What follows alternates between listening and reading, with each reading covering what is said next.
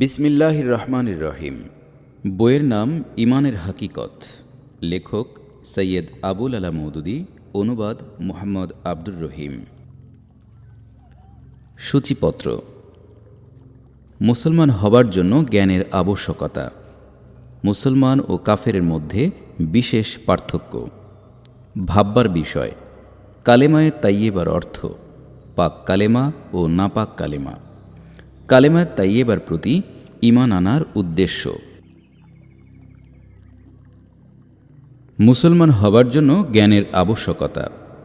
প্রত্যেক মুসলমানই একথা ভালো করে জানে যে দুনিয়ায় ইসলাম আল্লাহ তাআলার একটি সবচেয়ে বড় নিয়ামত।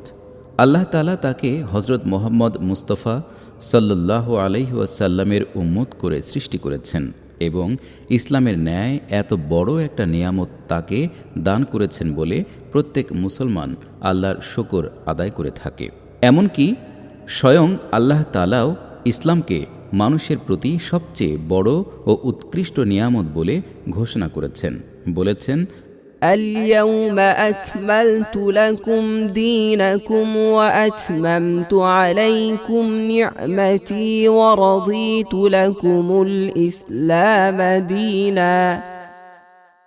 আজ আমি তোমাদের আনুগত্যের বিধান, জীবন বিধান পরিপূর্ণ করে দিলাম, তোমাদের প্রতি আমার নিয়ামত সম্পূর্ণ করলাম এবং ইসলামকে তোমাদের জীবন বিধান হিসেবে মনোনীত করলাম। সূরা মায়েদা আয়াত ৩। আল্লাহ তাআলা মুসলমানদের প্রতি এই যে অনুগ্রহ করেছেন, এর হক আদায় করা তাদের পক্ষে একান্ত কর্তব্য। কারণ যে ব্যক্তি অপরের অনুগ্রহের হক আদায় করে না, সে বড়ই অকৃতজ্ঞ। আর সবচেয়ে বড় অকৃতজ্ঞতা হচ্ছে মানুষের প্রতি আল্লাহ তাআলার এই বিরাট অনুগ্রহের কথা ভুলে যাওয়া।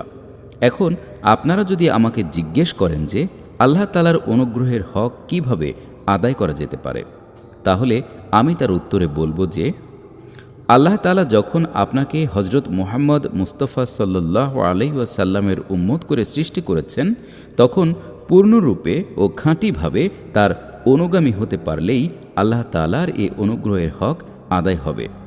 আপনাকে যখন আল্লাহ তাআলা মুসলিম জাতির অন্তর্ভুক্ত করে সৃষ্টি করেছেন, তখন তার এই অনুগ্রহ ও দয়ার হক আদায় করতে হলে আপনাকে খাঁটি মুসলমান হতে হবে। এছাড়া আপনি অন্য কোনো প্রকারেই এবং কোনো উপায়েই তার এই মহান উপকারের হক আদায় করতে পারেন না। আর আপনি যদি এই হক আদায় করতে না পারেন বা না করেন, তাহলে আপনি এই অকৃতজ্ঞতার জন্য মহা অপরাধী হবেন। আল্লাহ আমাদের সকলকেই এই মহা পাপ হতে রক্ষা করুন, আমিন। পৃষ্ঠা ৫।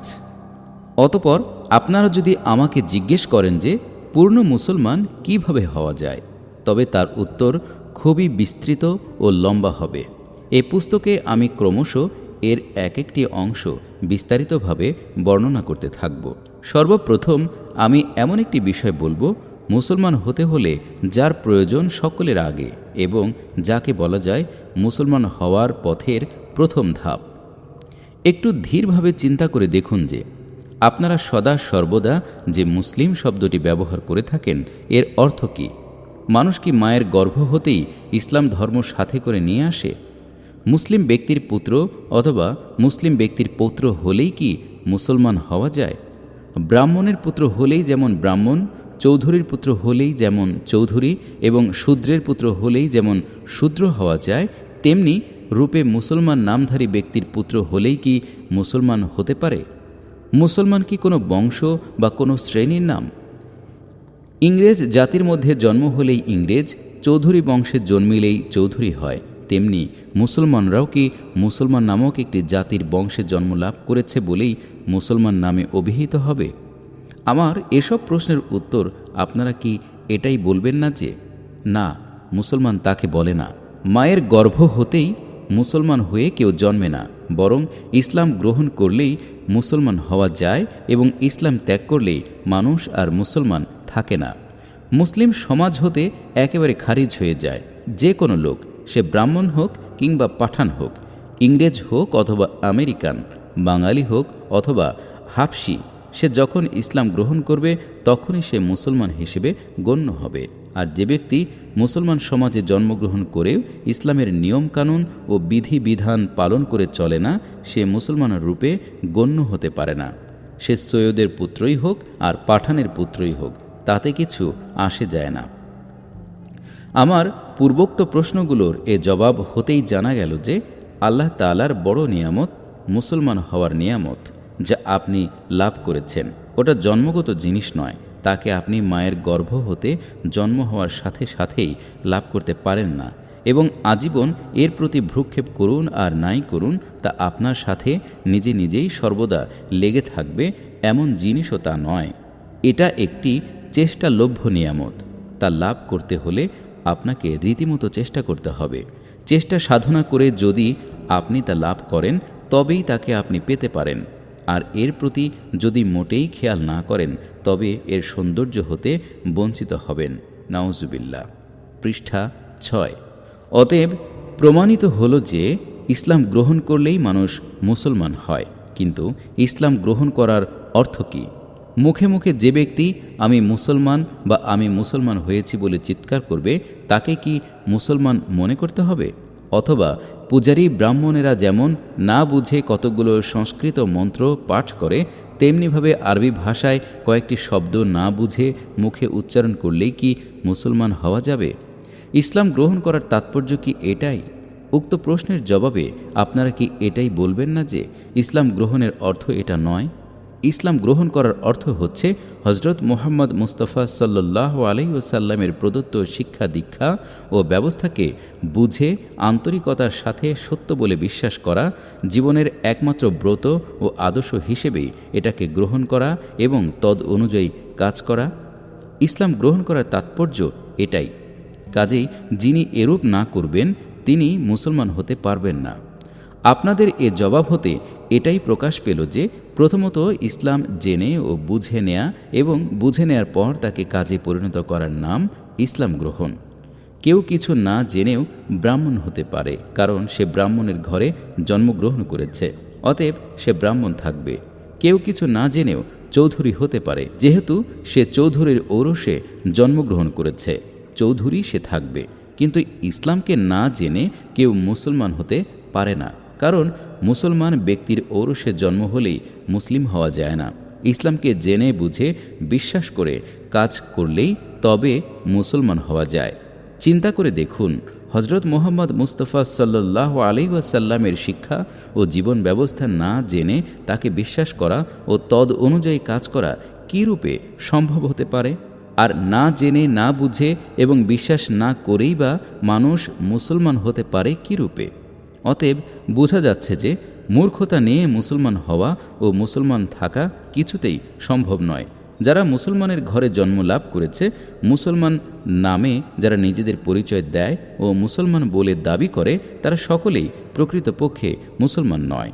যিনি ইসলাম কি তা জানেন এবং বুঝে শুনে তাকে সত্য বলে বিশ্বাস করেছেন, প্রকৃতপক্ষে তিনিই মুসলমান। কাফের ও মুসলমানদের মধ্যে নামের পার্থক্য নয়। অতএব একজনের নাম রামপ্রসাদ, এজন্য সে হিন্দু, এবং আরেকজনের নাম আবদুল্লাহ, অতএব সে মুসলমান, তা হতে পারে না। পরন্তু কাফের ও মুসলমানের মধ্যে শুধু পোশাকের পার্থক্যই আসল পার্থক্য নয়। কাজেই একজন ধুতি পরে বলে সে হিন্দু এবং অন্যজন পায়জামা বা লুঙ্গি পরে বলে সে মুসলমান বিবেচিত হতে পারে না। পৃষ্ঠা 7। বরং মুসলমান ও কাফেরের মধ্যে আসল পার্থক্য হচ্ছে উভয়ের এলম বা জ্ঞানের পার্থক্য। এক ব্যক্তি কাফের এই জন্য যে সে জানে না তার সৃষ্টিকর্তার সাথে তার কী সম্পর্ক এবং তার বিধান অনুসারে জীবন যাপনের প্রকৃত পথ কোনটি। কিন্তু একটি মুসলমান সন্তানের অবস্থাও যদি এরূপ হয়, তবে তার ও কাফের ব্যক্তির মধ্যে কোন দিক দিয়ে পার্থক্য করা যাবে? এবং এ দুজনের মধ্যে পার্থক্য করে আপনি একজনকে কাফের ও অপরজনকে মুসলমান বলবেন কেমন করে? কথাগুলো বিশেষ মনোযোগ সহকারে এবং ধীরভাবে ভেবে দেখা আবশ্যক। আল্লাহ তাআলার যে মহান নিয়ামতের জন্য আপনারা শুকর আদায় করছেন, একে লাভ করা এবং রক্ষা করা, এ দুটি কাজই সম্পূর্ণভাবে নির্ভর করে এলম বা জ্ঞানের ওপর। এলম বা জ্ঞান না থাকলে মানুষ তা পেতে পারে না। সামান্য পেলেও তাকে বাঁচিয়ে রাখা বড়ই কঠিন ব্যাপার। সবসময় তাকে হারিয়ে ফেলার আশঙ্কা ও খুঁতখুঁতে ভাব মনের মধ্যে বদ্ধমূল হয়ে থাকে। মুসলমান না হয়েও এক শ্রেণীর লোক নিজেদের মুসলমান মনে করে। এর একমাত্র কারণ তাদের মূর্খতা। যে ব্যক্তি একেবারেই জানে না যে ইসলাম ও কুফরের মধ্যে এবং ইসলাম ও শিরকের মধ্যে পার্থক্য কী, সে তো অন্ধকারাচ্ছন্ন পথের পথিকের মতো।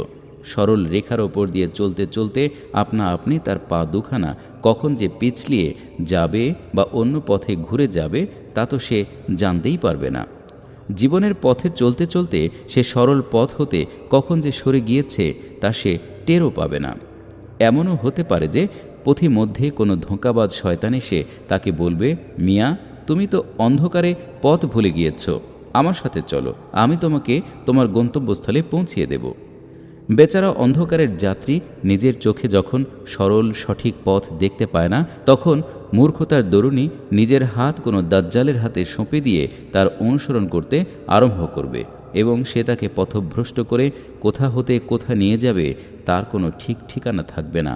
তার নিজের হাতে আলো নেই এবং সে নিজে পথের রেখা দেখতে ও চিনে চলতে পারে না বলেই তো সে এত বড় বিপদের সম্মুখীন হয়েছে।